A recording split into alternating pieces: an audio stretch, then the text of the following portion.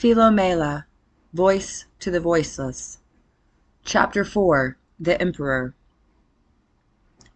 Why do I hate Catholicism and Alcoholics Anonymous so much? Some readers may not understand why I have such a bone to pick with Catholicism. My irreverence may turn them away. While I have known some Catholics who are excellent people, the subjugation I associate with the doctrine is odious to me.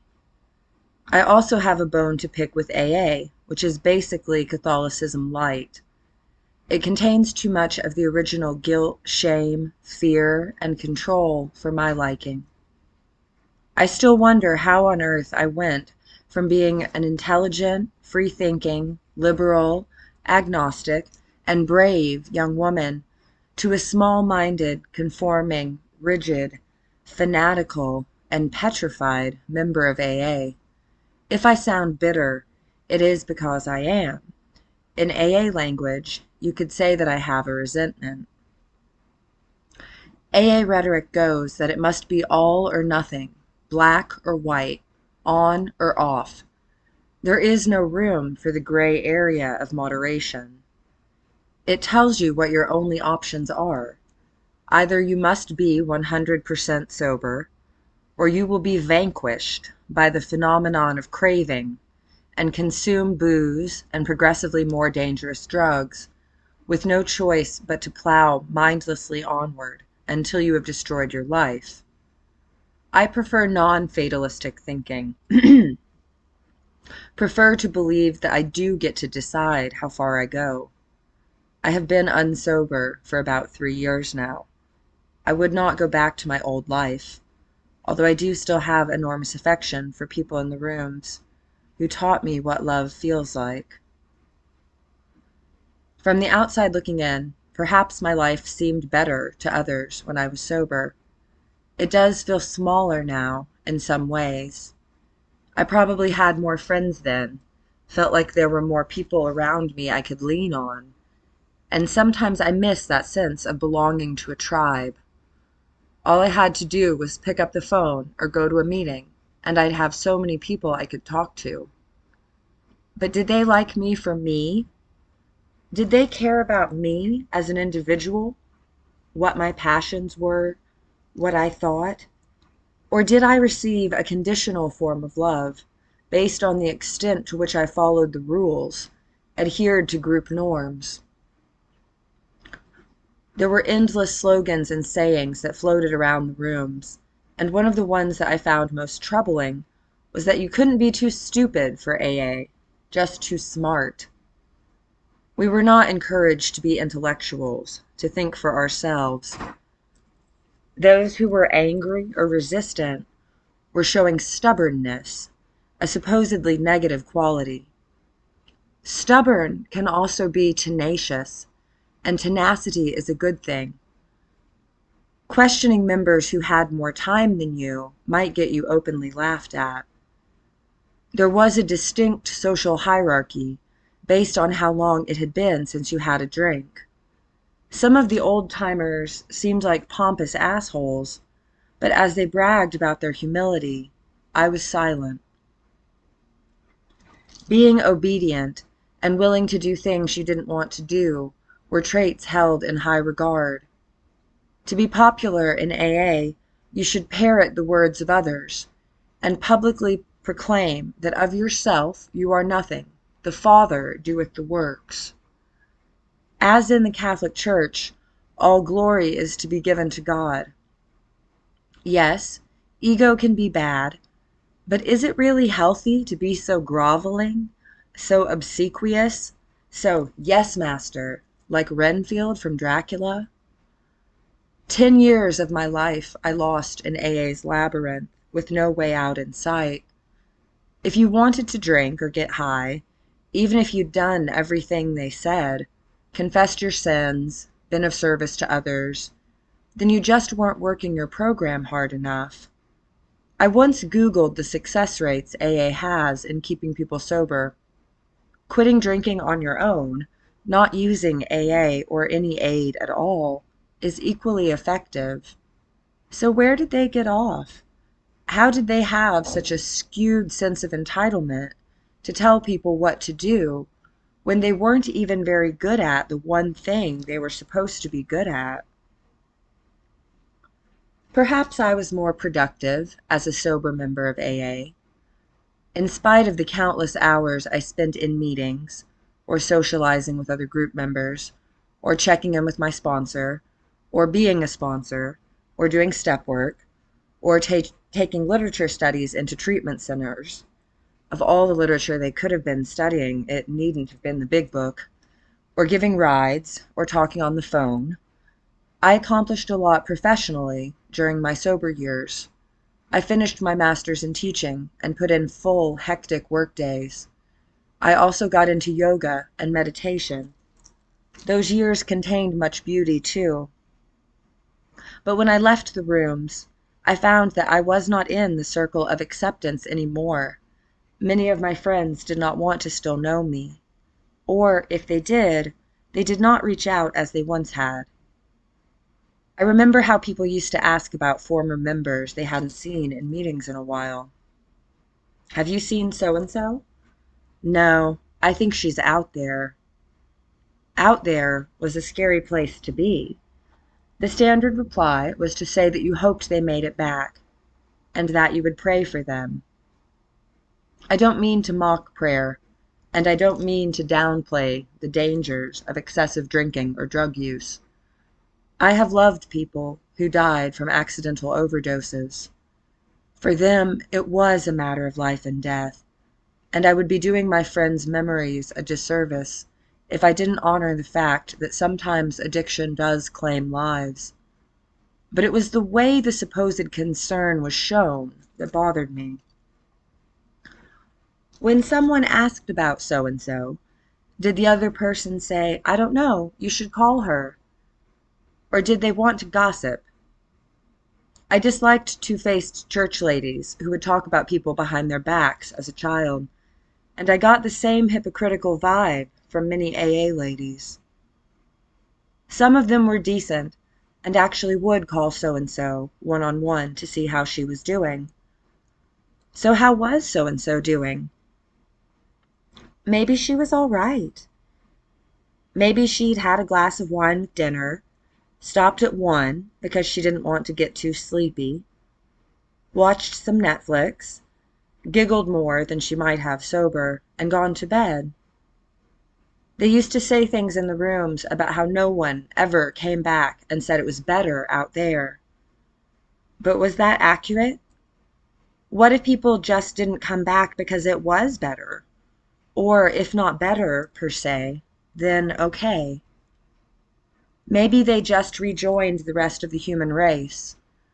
People who might drink a little, have struggles, experience victories, but not convince themselves that they have a fatal, incurable illness that can't be tested for, mind you, that they must constantly morally atone for.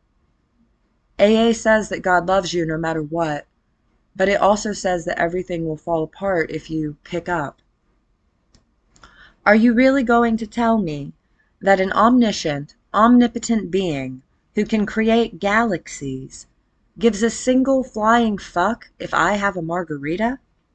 It made margaritas, if it exists. It also made masturbation, but according to the Catholics, it doesn't want you to do that either. AA tries to do a clever bait and switch with the God thing. First, they tell you that you are powerless. They knock you to your knees, make you think you can't possibly do anything of your own accord to help yourself. Then they tell you that your life is unmanageable. You can't be the empress. You can't manage anything. Next, they say that you must look to a power greater than yourself, which they happen to be. And conveniently, they've made you feel desperate and down on yourself, so you're more inclined to listen to what they have to say. At this point, they will sound very open-ended about God. You get to choose your own conception of a higher power, they'll tell you. It can be whatever you want. Make it a doorknob or a radiator if you can't think of anything. You can also use the group as your HP. There are acronyms that apply here. God can stand for group of drunks or good orderly direction. Nothing is wrong with seeking good orderly direction, but is it? Do they provide good orderly direction? Or do they offer mental slavery? I personally would rather emancipate myself from mental slavery, as Bob Marley, a lovely human being who also liked pot, suggested. By step 3, they tell you that you must give up your will and life to God. And they put in the qualifier, as you understand him, which an early member named Jim insisted on. If not for Jim's words, I likely would have run, not walked, in the opposite direction when I read step 3.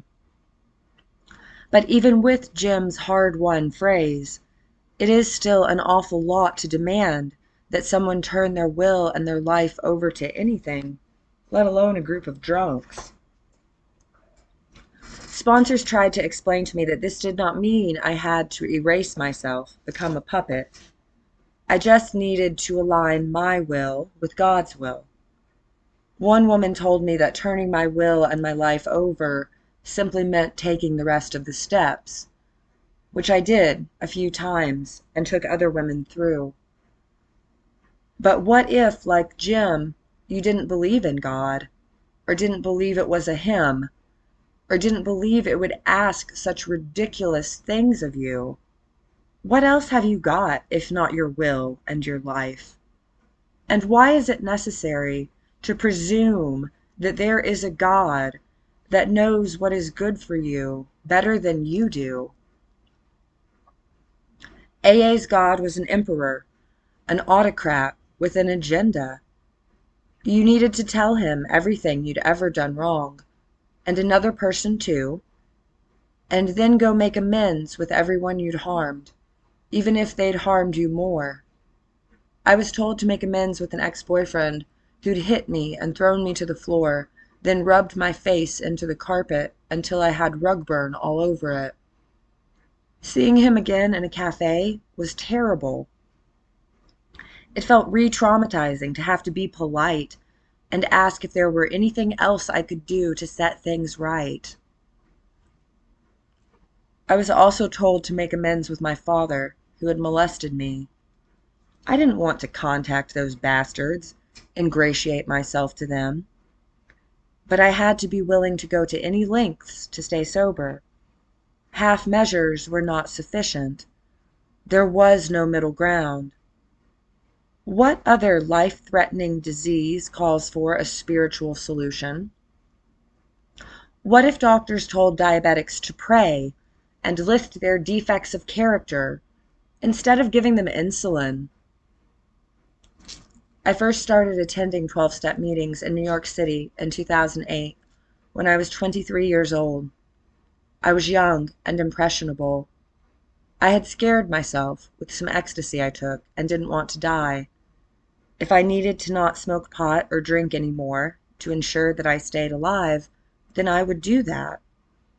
I did not question much. I did as I was told for the most part, and my life did change. There were times it seemed sobriety was the better path. I was converted. I began to repeat things I'd read or heard in meetings, taking them on as truth, instead of sharing my own original thoughts as much. I vanished into the program. My mind was reprogrammed. I was bothered by how so many pieces of advice seemed to contradict each other. It reminded me of George Orwell, doublespeak.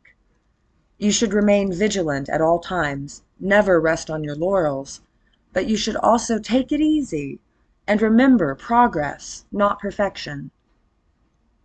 I was confused about how I was supposed to live, but I probably shouldn't think about it too much, because my head was a dangerous neighborhood to go into alone, I was told, and I might wind up in the land of stinkin' thinkin'.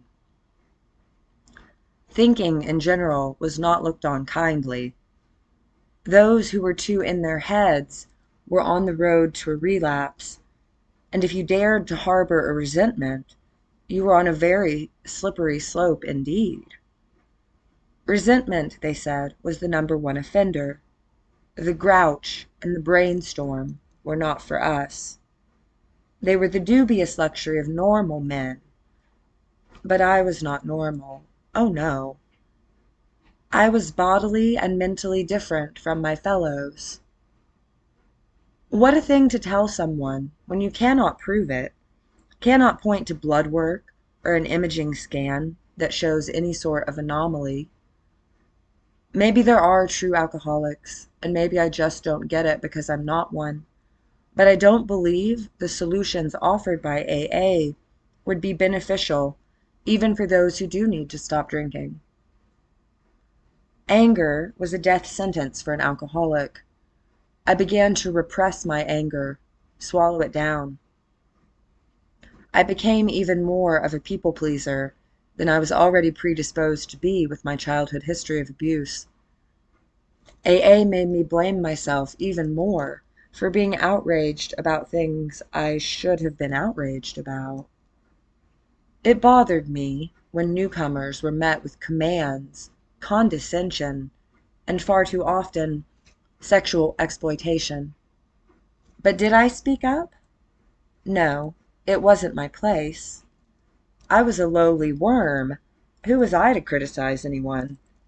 I couldn't even not drink without a God to do it for me and a village of Puritans to monitor me. In May of 2009, shortly before my 25th birthday, I flew back to the South to see friends and family. I'd just had a year of sobriety in April, and I'd also lost 100 pounds in that year, so I was proud of myself. Incidentally, I have been both skinny and fat in sobriety.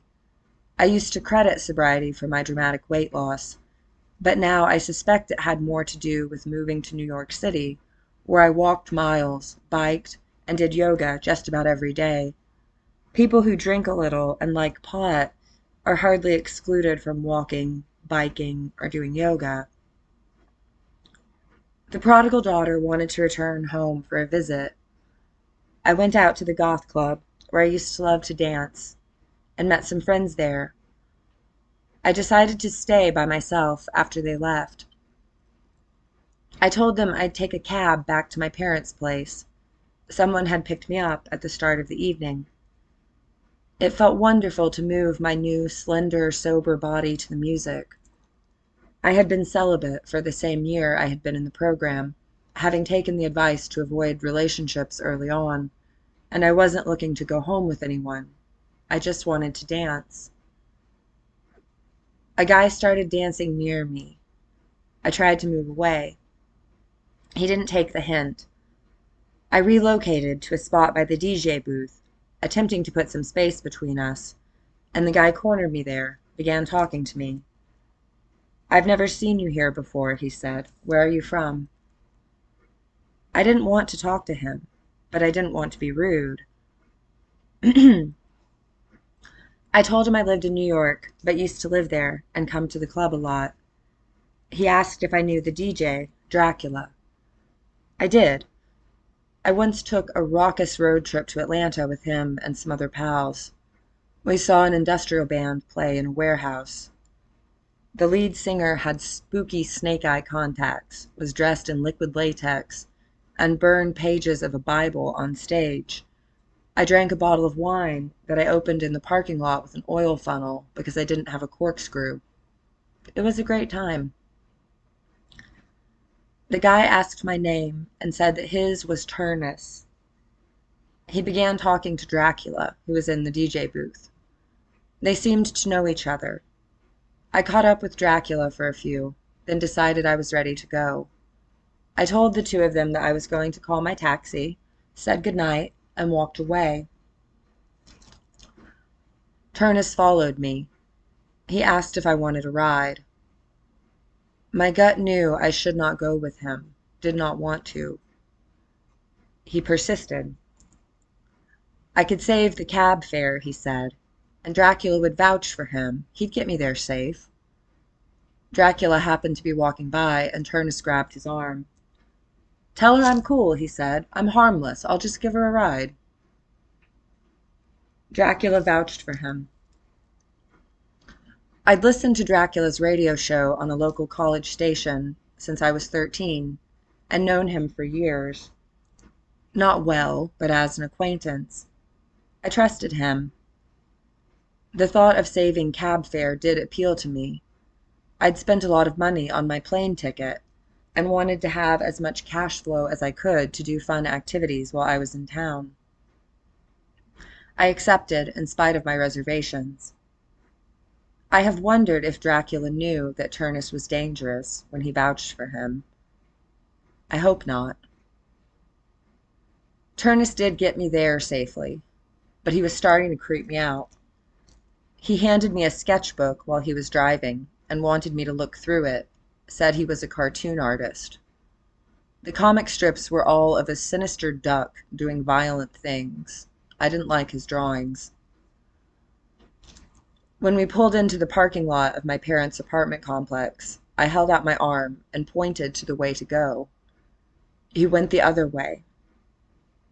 I tried to show him where he could turn around, but he proceeded to the back of the complex. He drove a large white van. It looked like a stereotypical serial killer van, and I had hesitated to get in for that reason. When he parked, nowhere near my folks' place, I was fumbling for the door handle, thanking him for the ride, eager to be out of the vehicle. He grabbed me by the throat and started kissing me. I pulled away, said I was sorry, but I wasn't interested in that. I was celibate. He kept hold of my neck with one hand as the other went up my black and red polka dot dress. I got rid of that dress later because it reminded me of that night. It was one I'd had since college, a flattering favorite, a go-to that I always felt pretty in. The thought that I might have looked pretty sickened me in retrospect, made me feel like I'd asked for it. The evil duck stared up at me from where the sketchbook had fallen open on the floorboard. I tried to fight, struggled, said no, asked him to stop, but he was strong, and I was afraid he'd really hurt me if I resisted too hard. I was in a serial killer van, after all. I should have screamed bloody murder. I should have gouged his eyes and kneed him in the balls.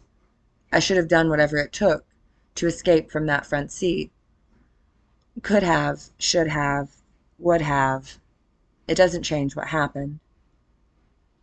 He dragged me into the back of the van. I yelled and tried not to let him pull me over the front seat. He slapped me in the face. I thought about biting him, but what if he punched me, broke my teeth? I went more limp, but I was still protesting and trying to wriggle away. He got my panties off. There was a big padded bench seat in the back, and he had me folded over it as he pushed into me from behind while choking me. I was in and out of consciousness for the rape. I had never had someone constrict my airway like that. Not being able to breathe was utterly terrifying. When I think of how Eric Gardner and George Floyd must have felt in their last moments, the frantic battle to reach oxygen, the total helplessness, and the darkness sliding over their eyes, my heart breaks. To suffocate a human being takes horrible hate. When I came to the last time, he was done with me. He was not paying attention to me, was fixing his fly. I sprang up and into the front seat, got my purse, and fled from the passenger side door without my panties. I staggered across the parking lot, watching over my shoulder to make sure he wasn't sneaking up on me, every shadow coming from me.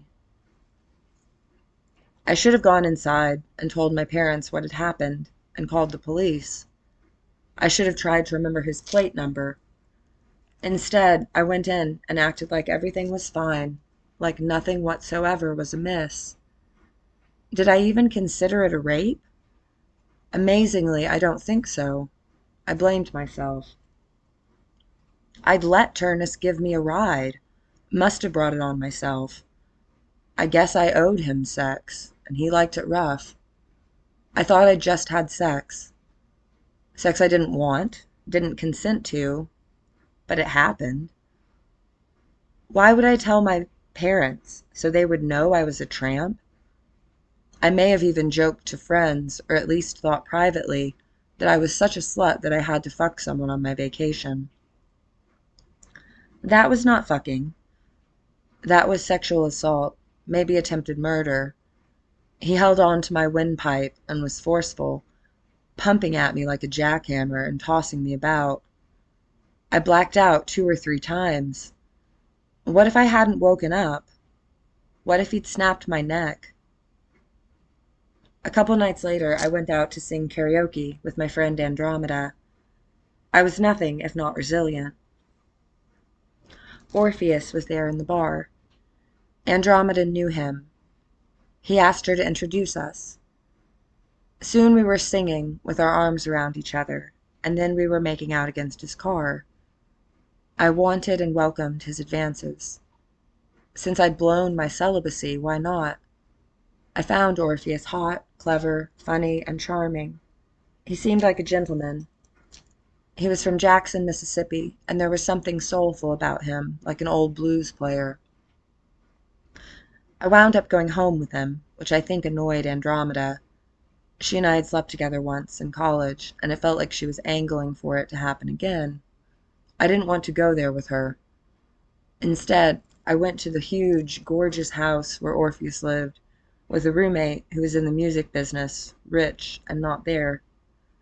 We went skinny dipping in the pool in the backyard, and spent the rest of the night in Orpheus's bed. He was passionate but gentle. He had the smoothest, softest skin, like silk. It was healing to be with someone who made me feel safe and appreciated, who went out of his way to give me pleasure. The rest of the week I was home, I disappeared to stay with Orpheus most nights. After a year of not having sex at all, which culminated in a violent attack, I was captivated by the way Orpheus kissed my body with such tenderness and almost reverence. I had a different body from when I'd last been sexually active, too, 100 pounds slimmer. I felt beautiful and wanted. He coaxed my smaller, lighter frame into positions like reverse cowgirl that I'd never been comfortable in before. With him, I felt confident about how I looked naked for maybe the first time in my life. I leaned back to kiss him in a full wheel pose while he was inside of me. I could see how desired I was in his eyes. He almost made me miss my plane the morning I was supposed to return to NYC. We woke up together in his bed. He got on top of me, and when all was said and done, he wanted to go again. Then again, as I was trying to get my clothes on. It went on for some time. He was kissing me like he was starving for me, and telling me that he loved me and wanted me to stay. Eventually I had to stop him and say that I would miss him too, but I had to head to the airport. I told him that I needed to go back to my life in New York, but I would like to keep in touch. I did really like him, later almost married him, and was sad about having to go. I was dazed when I landed in the city. After a year of no men, I'd been raped and taken a lover in the span of 10 days. I felt ashamed of myself. Where had I met the Strangler? A club where people were drinking. Where had I met Orpheus? A karaoke bar. I hadn't picked up a drink or a drug, but I was acting out with sex, also a no-no. I talked to my friends from meetings, and they were concerned for me. One thing AA got right is the importance of connection and communication. Bringing people together to support one another is wise. My friend Iris was especially kind to me. We had the same sponsor and thought of ourselves as sisters. We'd go on long walks and talk our heads off, had no secrets, no topic that was TMI. I can't remember, but I do think I withheld details from her about what happened in that van. not wanting to frighten her. I confided in her about my fling with Orpheus. He would call me every day, wanted to have long phone conversations. He started saying that he'd like to come see me, asked if it would be all right with me if he showed up at my door. I told him that it wasn't a good time. I needed to focus on myself, my recovery, my job. I told Iris how tempted I was to let him visit. I missed him. Having tasted love again, my monk's life of chastity, sobriety, and meditation paled in comparison. I admitted to Iris that he did drink, and I was nervous I might want to drink with him if we dated. That did seem risky, Iris agreed. Then Augustus happened.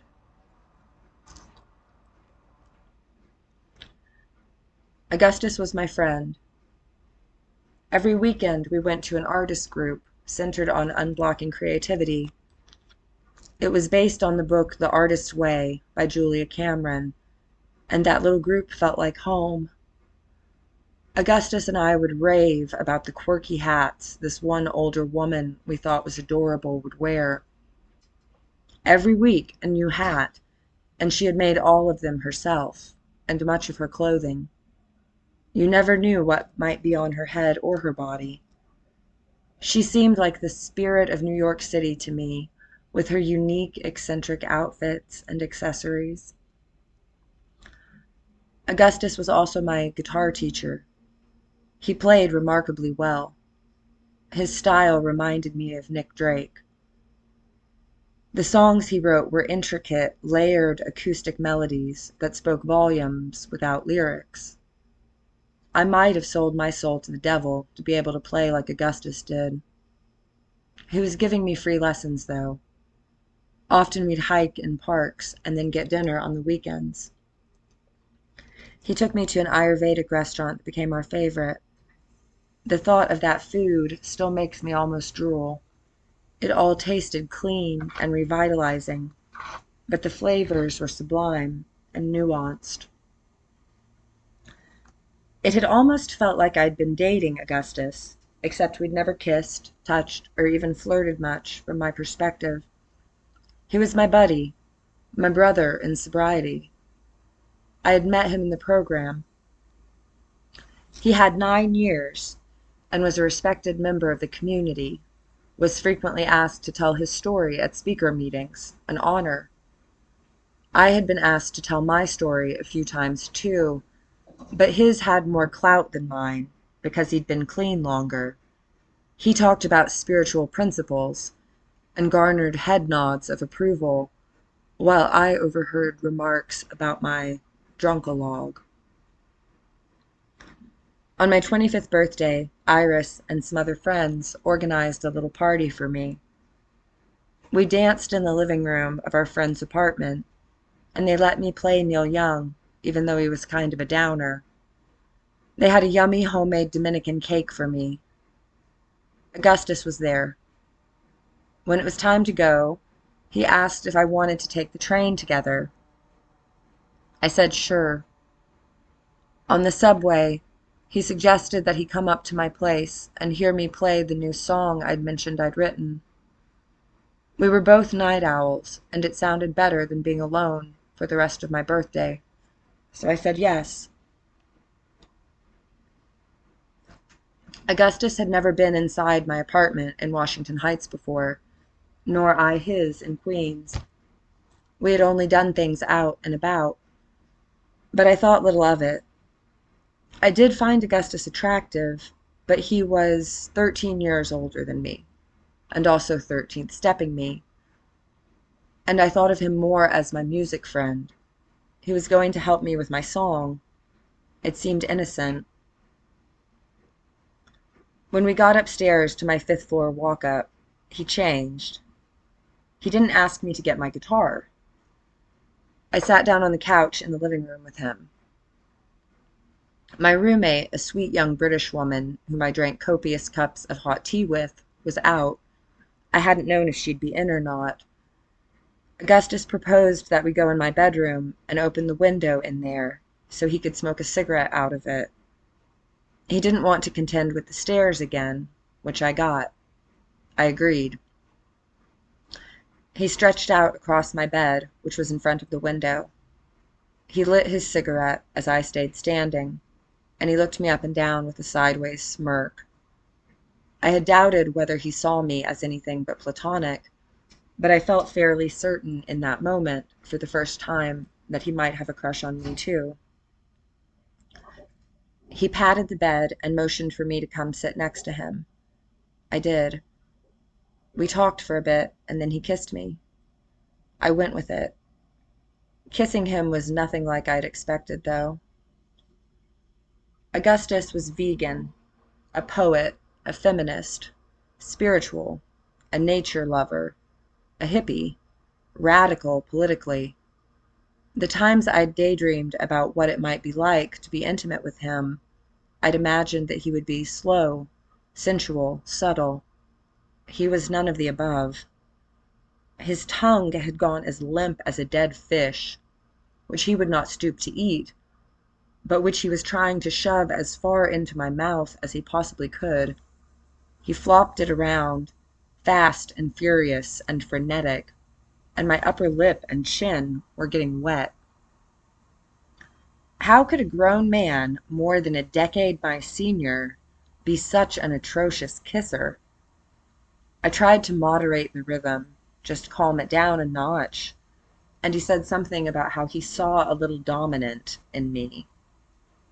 He was visibly aroused. We kissed some more, and then he stopped me. He laughed. That didn't seem like a good sign to me. It was an unsettling laugh, ominous. Not quite a villainous mad scientist laugh, but close. There are some things I need to tell you, he said, before we go any further. Oh dear, I thought. Definitely not a good sign. I had no idea what he was about to tell me. He opened up to me. He was into BDSM, which he explained stood for bondage, domination or discipline, sadism, and masochism. He was polyamorous. He had a history of group sex, dungeon sex, sex with men, anonymous glory hole sex, sex that involved pain, even blood, all kinds of sex. He said that he thought I was probably too vanilla for him, and he wanted to be upfront about what he liked. He said that he wasn't interested in traditional missionary love-makey type sex. It just did nothing for him. Well, he warned me, and at least he didn't wait till the honeymoon like my dad did. I felt a chill. I didn't want to judge him, but it was a lot to take in. And the things he described sounded so much like the way my mother had talked about my father. I realized that Augustus was reminiscent of my father in certain ways. They both loved Neil Young and played acoustic guitar, and apparently they both liked anal sex and glory holes. I'd had anal sex with Odin, a boyfriend in college. Odin had a mohawk and tribal tattoos all up and down his left arm. He did jujitsu and was writing a novel about tapeworms. He was a character. He kept bugging me about the back door until I gave in, after he said he'd vote for John Kerry if I did it. But I didn't think of myself as a very kinky person. I hadn't much liked the way Odin often hurt me. I guess taking it in the ass for John Kerry could be considered kinky. It felt tragic when he didn't win. But I had no experience with BDSM, didn't even know the term. I had heard of S&M, but Augustus's leanings sounded even more extreme. The thought that Augustus liked to tie people up and hit them was shocking to me. He was a pacifist. I didn't want to be tied up or hit. I told him as much, said that I probably was pretty vanilla. I'd never done those things and didn't think they were for me. He said that we shouldn't have sex, but we could still make out. That would be nice. The kissing felt all wrong after everything he would told me. I thought I was going to crawl out of my skin. His fish tongue grossed me out, as did his moans. When he liked something, he had this way of wiggling his mouth from side to side and going, ooh, and I hated it. We kept kissing in my bed until he said we should sleep. He rolled over and went out like a light, started snoring loudly. I laid there in the dark, stunned, wide awake, and scooched away from him, not even wanting to brush against his arm. I felt conflicted. I was horny because a man I found handsome had been touching me for hours, but I didn't want to have sex with him. But it also hurt my feelings that he didn't want to have sex with me, and I didn't know what to do with the pent-up energy. It was a mind fuck. In the morning, he wanted to get breakfast. I was tense, had no appetite for my pancakes, felt like I needed to get the hell away from him pronto. It was, of course, his business what his sexual predilections were, and I could still try to be his friend, I thought, but I was trying to process that I'd been physical with him. It wigged me out to consider what it might have been like if we'd done more. I also felt strangely rejected and worthless because he hadn't tried to have sex with me. After he finally left, I called Iris.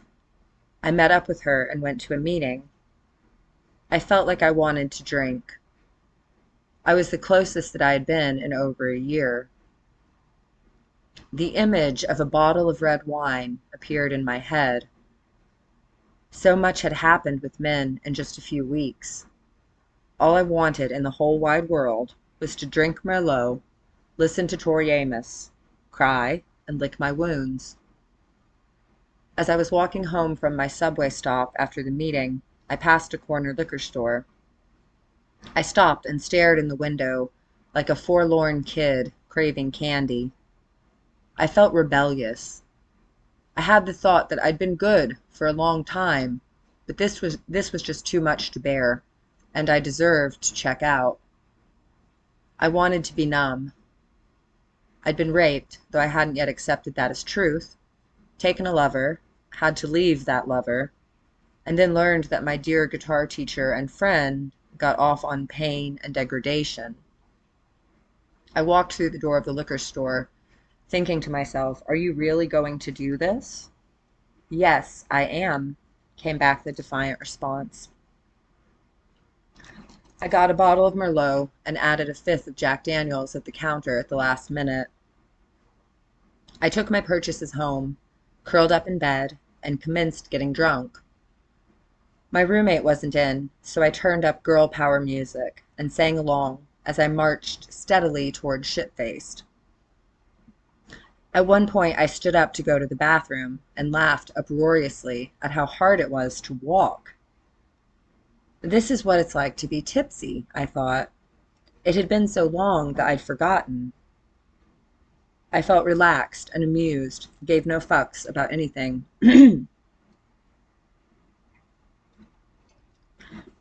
I started crying. Everything caught up with me. Turnus and the van, Orpheus, Augustus. Was there any peace to be had in love, or was it all disappointment? I kept drinking. My tolerance was low, and the room started spinning. I called my program friend, Sirius, who lived 2 blocks away, and spilled my guts to him. He said that he was going to come over with bread and water and try to help me sober up. He was a brave man, Sirius, to volunteer to take on that dumpster fire. I'd finished both bottles by then. In the time between my getting off the phone with him and his buzzing downstairs to be let in, I puked in my bed and passed out. The next day, I felt mortified and awful that I'd gotten Sirius out late at night and worried him. I walked to a bodega and bought a couple beers. I sat alone in my bedroom and drank them with the lights off because my head hurt, and realized how depressed the alcohol was already making me. The day after that, I went back to a meeting. I interpreted what had happened as proof that I was, in fact, an alcoholic, because I'd had more than I'd intended. I returned to working the program with renewed vigor, and after my 2-day relapse, I stayed sober for another year and a half. I stopped answering Orpheus's phone calls. He sent me letters and packages in the mail. Later, in 2011, when he proposed, he presented my ring to me in a small painted metal box shaped like an old-fashioned telephone. He said that it was because he kept calling, and I finally answered. But I didn't talk to him for 2 years. I feared he would be a distraction, would get me off course with my sobriety. I stopped hanging out with Augustus. I still saw him through the program, but I avoided him. Often a group would go out to a diner for fellowship after a meeting, and he would be there, but I would sit at the opposite end of the table and ignore him, try to not even look at him. Spring turned to summer. I had been working as an actuarial assistant in an office in Times Square for a year, but I lost my job that summer when the economy tanked. My company managed pension funds for unions, and many retirement plans were wiped out. My boss explained that I hadn't done anything wrong, but I had been the last person on, so I would be the first one laid off. I got unemployment, which was just enough to pay for my rent and my Metro card. Sometimes I busked with my guitar for a little extra spending money in Central Park, or the underground tunnel at 42nd Street that connected the 7th and 8th Avenue train lines. I would cover songs by the Beatles, the Grateful Dead, and Joan Baez. My playing improved when I was singing for my supper. I applied to go back to school for my master's in teaching, and got in, was supposed to start in the fall. I started having all sorts of adventures around the city. I would take off on my bike and explore the different boroughs, or go out dancing with girlfriends. We'd have energy drinks instead of alcohol. There was a lesbian club called the Caddy Shack in Brooklyn that had the best music and atmosphere. Those years I spent in New York are like a dream to me, like a movie I saw once. It was an incredible life. My aunts Sybil and Sappho were a nest I could always return to, and the friends I made gave me some of my favorite memories. Again, I credited sobriety for my happiness, but I think I just loved the fuck out of New York City. I tried to see as much of it as I could, but one can only scratch the surface. There is always more to experience. I felt that the city was my friend, my real home, my place where I made sense. Summer turned to autumn. I was raped by a man named Yarbus from program. He asked if he could come over and cook for me, to thank me for talking on the phone with him and helping him stay sober. And then he turned on me and threw me all around my own bed. Yarbus kept showing up at meetings to try to make me speak to him. I wanted nothing to do with him, and had told him as much, but as had been the case in my apartment, he didn't care much about boundaries. Around that same time, a man on the street grabbed me when I was walking home from a night out dancing.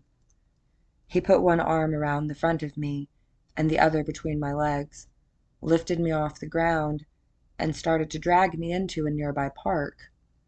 I bellowed, "Motherfucker, you think you can do that to anybody?" and beat him with the hardcover library book I happened to be carrying. Some guys from my block who were always on the corner selling drugs came running when they heard me. They had been friendly to me, called me Tats because of my tattoos, seemed courteous enough for dealers. They pummeled and kicked the would-be rapist until he was unconscious. It was deeply upsetting, the sight of him lying there so still, and also the thought that it could have been me. I could have been the one left battered and motionless. After Yarbus and the attempted snatching, I was having a difficult time leaving my apartment. I would stay inside and play guitar as much as I could, didn't want to be outdoors, but I continued attending my meetings. I had to be willing to go to any lengths, after all. One night, Yarbus followed a group of us to the diner where we were going to eat. He burst in just after we'd been seated and started making a scene in the restaurant, looming over me, confronting me about why I didn't want to date him. Augustus was there, and he came to my rescue. He talked to Yarbus calmly, explaining that I didn't want to see him and he needed to abide by that. Augustus diffused a volatile situation by escorting Yarbus outside and listening to him for a while, then convincing him to leave. I was thankful for his intervention. It had felt almost like I had an older brother looking out for me. After Yarbus was gone, Augustus asked me if I were okay. He wanted to know what had happened. Reluctantly, I told him. He was livid. He talked about the importance of consent and how sorry he was that that had happened to me. It was the first time we'd reconnected since the mishap on my birthday. Augustus started messaging me daily to check on me and make sure that Yarbus hadn't shown up anywhere else I was, and to wish me well. I realized that I had missed my friend. A few weeks later, on Halloween, he called me. He said that he had an extra ticket to a Weezer show and wanted to know if I'd like to go. After the concert, he might go downtown to a goth club and see the band Christian Death perform too. Would I like to join him? I liked Weezer and also Christian Death. My plan had been to attend an AA party, but his night sounded more fun. I decided that I would go, but just as friends, and let him know as much. He claimed to be on the same page. I accepted the invitation, at least in part, because he had defended me against Yarbus and shown what felt like genuine care when I was hurting. I got ready to go meet him. I wore a green dress with plastic vines and leaves on it that was from a packaged Eve costume I'd bought, with pink, glittery fairy wings, black and pink striped tights, and knee-high black Doc Marten boots. I'd recently dyed my hair pink, and I felt cuter than usual in my get-up, but I didn't go into the evening intending to sleep with Augustus. Weezer was a blast, and then we migrated downtown. It was refreshing to laugh with Augustus again. We both loved Seinfeld and had similar senses of humor. All we had to do was start quoting our favorite episodes, and we'd be cracking up. On the subway ride, I thought about how distressing it had been to kiss him that night and take in everything he'd told me, but it was hard reconciling that offness with how engaged and enchanted I felt when we were making jokes and bantering. I'd never been to a goth club in New York City before. With it being Halloween, the place was packed and lively. We settled in on a speaker near the stage to watch Christian Death, and as we sat there, Augustus started staring in my eyes. He had dark, shaggy hair, a little long, like an early beetle, and piercing blue eyes. I did feel a magnetic pull toward him in spite of myself. I listened to the loud, driving music, which was cathartic, and tried not to fall into his gaze, which was fixed on me. He put an arm around me. Then he leaned in and kissed me. This time he didn't seem like such a bad kisser, was less insistent. He had toned the probing down. I kissed back. He matched my pace, and suddenly I was into him again. We started making out, not caring who saw. It made no sense to me. It was not where I had anticipated the night going at all. But there we were, and it felt right, and the things he'd told me Surely we could work around that somehow, his sordid past.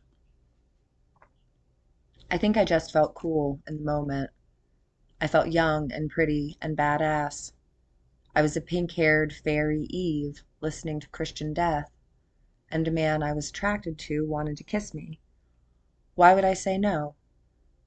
Maybe I'd been too hasty to write Augustus off. What if I were more like him than I wanted to admit? What if I were also a little freaky? I just didn't know because I hadn't explored it. I talked myself into having an open mind about him. Just like Eve, I wanted knowledge of good and evil. He whispered into my ear, "I think I'd like to take you back to my place. Would you like to come?" I heard the double entendre in his question, which seemed intentional. I said that I would. When we got to his apartment, he brewed homemade chai for us in his kitchen. He talked to me about BDSM, how it got a bad name, but was supposed to be safe, sane, and consensual, how the sub was really the one in control, how it was actually a way for women in particular to liberate themselves. He took off my tights and started to lick my legs, and he asked if I would trust him to give me a light introduction to how good it could be. He said that he wanted to make me feel amazing. He took me in his bedroom and lit candles. He asked if I would do a scene with him. I didn't know what that meant. He continued his crash course in BDSM 101, explaining that a scene was like entering into a different space. Preparing for a scene involved discussing what we'd like to do, determining what would happen beforehand, establishing rules. He told me that he wanted me to be the submissive. We should agree on a safe word, he said, and if I said that word, everything stopped. The more he talked about BDSM, the more it sounded like playing. I was feeling randy in spite of myself. I was frightened, but the fear heightened everything I was feeling. I asked what he wanted to do to me, anxious. He said that he wanted to put handcuffs on me, blindfold me, and have me stay still, only move if he told me to, do what he said. He would touch me, tease me, build the tension, and then go down on me when he decided it was time for me to come. He wanted me to completely surrender and give myself up to him. All I had to do was let go and let him get me off. When it was over, he would hold me and give aftercare, which he said was crucial for a sub, so they felt appreciated and secure.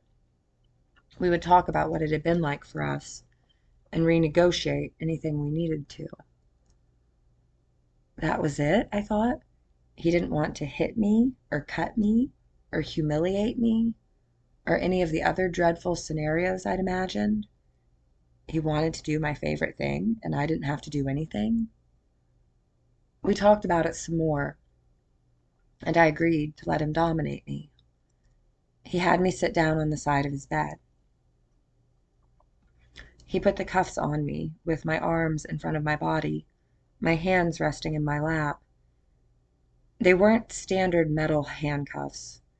They were thick leather loops with tiny silver padlocks on them, connected by a chain. The padlocks seemed like a bit much. He put a blindfold on me. My heart started beating faster. Being at his mercy was an adrenaline rush.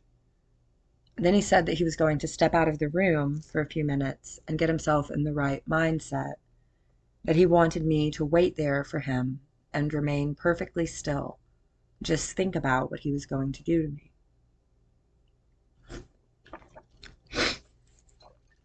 Think about it, I did.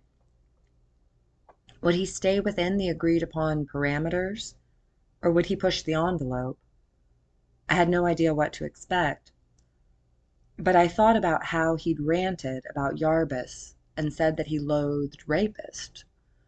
Surely he wouldn't go too far if I said no.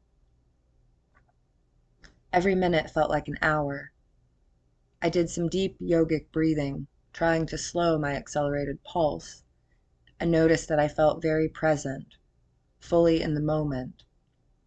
I almost felt high. Later, I would do some research and discover that sex can become a replacement addiction for sober people, especially more thrill-seeking sex that provides a burst of feel-good chemicals. Instead of making any such connection, I pondered what Augustus had said about how this kind of sex was spiritual because it allowed one's energy to flow more freely. He told me that BDSM was an offshoot of women's rights and that I should embrace and express my sexuality, not be repressed. When he came back in the room, he left my blindfold on and started groping my body, squeezing my breasts, telling me how sexy I was. Being deprived of my sense of sight, my other senses were intensified. He lightly traced his fingertips across my skin, then started running something else up and down my arms and belly. A feather, I realized. I had goosebumps. I was trembling a little from how on edge I was. I was acutely aware that he could do absolutely anything to me. The way he talked to me was both exciting and disconcerting. He talked about my tight, wet little pussy, called me a dirty, naughty little slut, had no filter. It was like a hardcore porno. I didn't really like it, but I said nothing. When he removed my blindfold at long last, I saw that he had changed into a pair of tight black leather pants and black combat boots. I couldn't decide if he looked silly or sexy, but I gravitated toward the latter. He took his time. I felt almost worshipped. It was not what I had expected. There was no pain, no brutality, not that first night. He even paused at one point, looked in my eyes, and said, "It's me. I'm still me. Are you okay?" I said I was. I felt like I was. He went down on me while I was still in the handcuffs, but stopping often, going back to touching my body. I thought about what he'd said, that BDSM was like playing, and it seemed like that was what he was doing, playing with how high he could take me. What if I was wrong, I thought? What if it's actually about pleasure, not pain? When I did come, it was seismic. My body was shaking from the nervous system overload. He kept me in the cuffs and had me go down on him. I hadn't pre-approved this last-minute addition of his, but I figured it was only fair. What was good for the goose was good for the gander. He wasn't rough or rude about it. Not that first night. After all was said and done, he reminded me that he needed to do aftercare, which apparently consisted of snuggling and talking. Because he had been the dominant one, he said, it was part of his responsibility to make sure that I felt valued and was all right emotionally. He wanted to know how it had been for me, what I'd liked, anything I didn't like. He was affectionate and attentive. He mentioned that many kink couples had greater intimacy than normal couples because they would talk about sex and everything else in such a thorough, transparent way. We wound up giggling. When I fell asleep in his arms, I felt peaceful. I felt like it had been a positive experience overall. The next day, we went on a date to see a documentary about the Zapatistas at an independent theater and kissed on a bridge. I started to think maybe I liked that he was unconventional. Maybe it was just another way he was creative. I began falling for him. Hard. It was all downhill from there. The next scene he wanted to do involved 4 corner restraints, a ball gag, and a leather flogger. That quickly, he wanted to introduce pain. I hated it. Abso-fucking-lutely hated being hit. I tried to get him to back off. He did, some, but not enough. Then we had sex for the first time. My arms were above my head, and my feet were attached to the bottom of the bed. I was entirely vulnerable and starting to wince, scared of what he might do. When he climbed on top of me, looked in my eyes, and pushed into me, I knew that I couldn't move if I wanted to, and I was afraid, waiting for cruelty. All I could do was let him be in charge. Had I not been tied down, it would have been the most vanilla lovemaking, which is what I'm actually into. I was all amped up on endorphins from where he'd flogged me, and my nipples hurt, still stung from his lashes. But the fact that he chose to be tender and go slow and deep and kiss me made it feel like mercy, like love. That was where I got twisted and trapped. It felt somehow romantic to be kissed and taken while in this compromised position where he could hurt me but didn't. It was those first 2 times being with him that got me hooked, and they are a source of shame for me. Horrors followed. Over the next few months, I went through BDSM boot camp. He held an ice pick to my throat, then my heart, while I was tied down. He acted like he was going to burn me with a cigarette. I screamed pineapple, the safe word, as he brought the cherry close to my skin, and he confessed that he would have gone through with it if I didn't tell him no. He put a welt on me with a belt and said, "What's wrong with leaving a mark?" irritably when I asked him not to do that again. He would hurt me on purpose with aggressive, ferocious anal sex, going harder when I screamed in pain.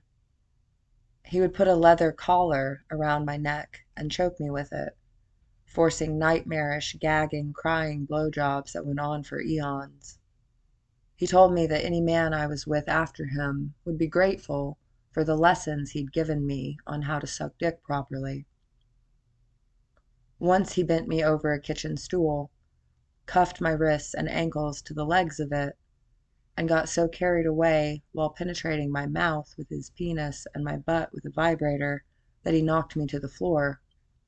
He left me lying there, still attached to the stool, for some time, chastising me as if it were my fault that I'd tipped over. One day he took me to an adult store and spent $200 on a black vinyl lace-up outfit and shiny knee-high boots for me to wear. He wanted to switch and have me be the dominant one. He got mad at me for not doing it right. I felt absurd. He wanted me to flog him and order him to lick my pussy, which I didn't want to do. I tried, but I didn't say it authoritatively enough for his liking. He told me that I lacked confidence. Later he said that I would never be a good teacher if I couldn't give commands. I thought it was weird and wrong for him to associate teaching and bondage in any way. I hated all of it so much. One day he bought a short plaid skirt for me and had me put my hair in pigtails, obviously wanted to dress me up like a schoolgirl. I couldn't stand the way his mouth would twitch when he got really into something, and if he were getting really into something, it was guaranteed to be gross. It usually involved hurting or demeaning me. He began to repulse me. I grew to despise him. One morning I woke up to his hand clamped over my mouth. He whispered, "I want anal, but I want you to be silent." And he just started, 0 to 60, telling me to shut up when I cried out. That was when I knew that I had to leave him. I didn't think that I was sick like he was. I knew I did not like those things. I did not like the degradation and suffering, but I tolerated them. I let him push boundaries over and over, and on some level I felt I deserved it, because I had liked those first 2 times, when he went down on me and then when we had sex with me in the restraints. I had enjoyed the surrendering, the being dominated in those contexts, so I felt I was where I should be. I have struggled to forgive myself for Halloween and the time after. Was there some kinky part of me that responded positively to being restrained and got super wet? You know what? Yeah, I guess there was. I'm just going to have to own that. I suppose I had a 50 Shades of Grey moment. It was something new and exhilarating, and that was when I still thought he might be good deep down, when I loved him. If anything, I liked the thought of being able to trust him. That was what was erotic to me, having such faith in another person that you would give them that position of power over you, and they would not abuse it. But he did. He always had to take more than what I was willing to give. It made me sad to see that I was not enough for him if I did not let him use me as a means to fulfill his fetish fantasies. Me as me wasn't enough. I told him, after the first time he inflicted pain, that I didn't like the pain parts, that I'd prefer to feel as if he could hurt me, but know that he wouldn't. He insisted he would never really hurt me, that the sensation of flogging was just to focus me in the present moment. And he kept on doing the pain shit, more and more. There were times I tried to get him to stop, and he wouldn't. It felt like being tortured. He'd get carried away and hit my ass with a leather paddle until it was covered in angry red marks. I should have walked away. That is another source of shame. I hated myself for being into those early experiences and for not ditching him when it turned pathological. I let him treat me like an object, went along with things I found disturbing and debasing. But I knew the secret of how turned on I had been those first couple times. I feared I was damaged. I feared I might as well just go somewhere else in my mind when he did things I hated, because sometimes it would feel like it had in the beginning. He showed just enough kindness and pampering at random intervals to keep me hanging on. One day he came in my eye, then wouldn't untie me when I pleaded with him to let me rinse it out. He wanted me to lie there, let his cum dry on my face, savor it soaking in, and listen to him read aloud from his journals and a book of poems by Rumi. He said maybe the semen would help clear up my bad skin. I loved Rumi, but Augustus just about ruined him for me. My eye burned and turned blood red. After Augustus released me from the restraints, he fussed over me and my eye, put in drops, then cooked vegan pumpkin pancakes with real maple syrup and organic apple slices and brought them to me in bed. The confusion about whether he was loving or a lunatic was debilitating. He got us tickets to a Broadway play, took me out for expensive meals. He surprised me with a lengthy taxi ride through Central Park in the snow, said we were going on a Sunday drive. He packed a blanket in case I got cold, and a thermos of his delicious chai. He'd frequently make chai from scratch with freshly chopped ginger, and it was the best I'd ever had. We held hands in the back seat as the cabbie meandered through the winter wonderland, smiled at each other, and shared sips of the warm, soothing, tasty beverage as fluffy flakes flew against a backdrop of trees outside the windows. He had a sensitive, sentimental, soft side that led to cognitive dissonance. How could they be the same person? The boyfriend who wrote entrancing songs for me, and the boyfriend who seemed to feed on my misery. He wasn't all bad, but the bad was so egregious I couldn't get past it. Shortly before I broke up with him, I tried to initiate plain old sex when we woke up one morning, with no elements of bondage or pain. I tried to be natural, spontaneous, no scene, just us. He wasn't into it. He snapped at me to stop grinding like that, said I was doing it wrong. He flipped me over, and seemingly out of nowhere, he had a belt. He looped it around my wrists and yanked my hands up over my head, pinning them to the bed. Then he could have sex with me. I knew in that moment that for him, all the BDSM stuff was a requirement. He needed it to enjoy sex. I realized I didn't need it, didn't want it. What actually gave me the courage to leave was something minor compared to all the reasons I should have ended things. He was going to come over and spend the weekend at my apartment. I was on my period. I'd asked if we could watch Little Miss Sunshine, my favorite movie at the time, and not have sex because I had cramps. He refused to watch the movie or grant a break. He brought a backpack full of DVDs and bondage gear he'd selected. If the front were closed for business, as he saw it, he could still utilize the back of me. He preferred that and didn't care that I didn't. I was boggled by all the things he pulled from his clown car of a backpack and piled on my bed.